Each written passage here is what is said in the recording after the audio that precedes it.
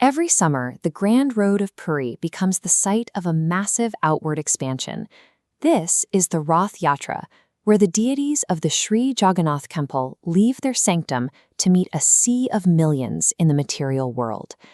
In the logic of this festival, a journey outward is only half of a complete story. Without a return, the cycle remains open, an unfinished circuit that leaves the deities away from their eternal seat.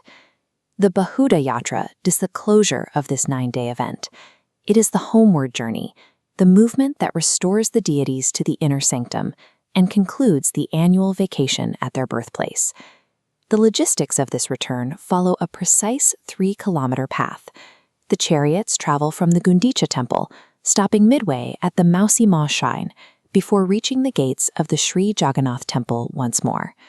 Historically, medieval Odisha was a society defined by rigid stratification. Organizing a public event of this scale required a way to bring a divided population into a single, synchronized effort. Dr. K. Mishra notes that the Bahuda Yatra functions as a deliberate social leveling. It is a period where the festival's architecture forces a collapse of traditional boundaries, mirroring the soul's own journey back to a unified source. The scale of the return journey begins with the raw construction of the vehicles. Every year, 3 new chariots are built from scratch, ensuring that no part of the previous year's journey is reused. The fleet is built to exact specifications: 42 wheels, 2,000 pieces of wood, and a kilometer of fabric. Each is distinct. Taladwaja is 44 feet high with 14 wheels, Darpadalana has 12, and the massive Nandigosa towers with 16 wheels. Moving the wooden deities onto these platforms requires sheer physical effort. Using heavy timber ramps, teams of servitors manually haul the idols into their canopies. Before the chariots move, the Gajapati king of Puri performs the Chera Pahara. He climbs the platforms and sweeps the area around the deities using a golden broom. This ritual places the highest temporal authority in the role of a menial servant. In the eyes of the millions watching, the king's status is made subordinate to the work required for the divine journey. When the king sweeps and the commoner pulls the rope, the social hierarchy of the town is temporarily suspended. For 3 kilometers, the crowd operates not as separate castes, but as a single unified force.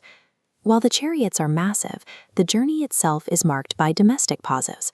Medieval texts, including the works of Saraladasa, describe these moments as a reflection of human life.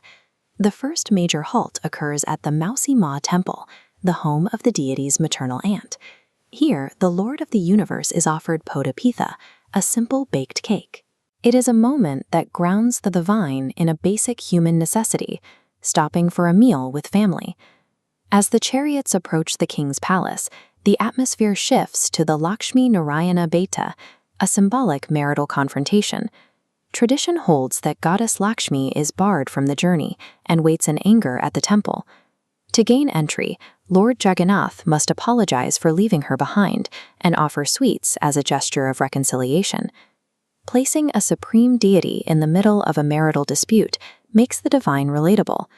The Lord is seen not just as a sovereign, but as a family member with domestic obligations. By embedding these human vulnerabilities into the ritual, the festival creates an intimate bond. The deity is no longer a distant concept, but a figure who experiences the same familial rhythms as the devotees pulling the ropes. The return journey reaches its visual peak as the 3 chariots park outside the Lion's Gate. Here, the deities remain on their chariots for the Suna Besha. Under the open sky, they are adorned in massive, ancient gold armor for all to see. Temple records describe the scale of this wealth: hundreds of kilograms of gold, including 3 necklaces that weigh 120 tolas each, covering the hands and feet of the idols.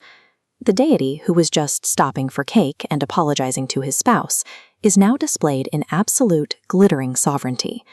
This movement serves as a metaphor for the soul. If the outward journey is engagement with the material world, the Bahuda Yatra is the inevitable gravity of the soul returning to its source. The final ritual, the Niladri Bijay, sees the deities cross the threshold and return to the inner sanctum. The circuit is closed, and the ritual order of the temple is restored. The Bahuda Yatra suggests that even in the longest journey, there is a path designed to lead the traveler home.